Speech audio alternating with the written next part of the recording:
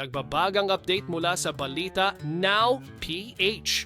Una, higit sa 10,000 overseas Filipino workers at kanilang mga pamilya ang ligtas na nailikas at naibalik sa bansa ng Department of Migrant Workers. Ito ay kasunod ng patuloy na tensyon sa pagitan ng Amerika, Israel at Iran sa gitnang silangan. Bagamat iniulat ng ahensya na bumababa na ang bilang ng mga humihiling ng repatriation ngayong buwan. Pangalawa, pinasag ng Malacanang ang katahimikan ukol sa muling pagbuhay ng Pilipinas sa makasaysayang arbitral ruling. Ayon sa palasyo, matagumpay na naibalik ng kasalukuyang administrasyon ang laban ng bansa para sa ating mga karagatan matapos ang ilang taong pagpapabaya ng mga nakaraang pinuno.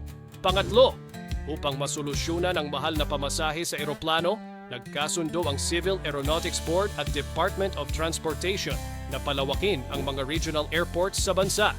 Ipapairal na ang bagong patakaran na dapat umabot sa hindi bababa sa 2,100 metro ang haba ng mga runway upang kayang lumapag ang mas malalaking eroplano.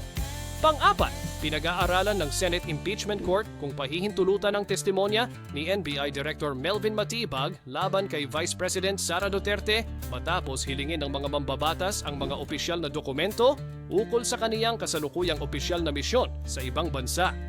At pang-lima, formal ng pinangunahan ng Pilipinas ang isang malawakang Regional Nuclear Emergency Exercise.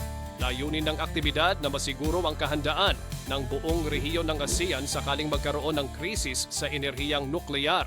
Balita Now PH.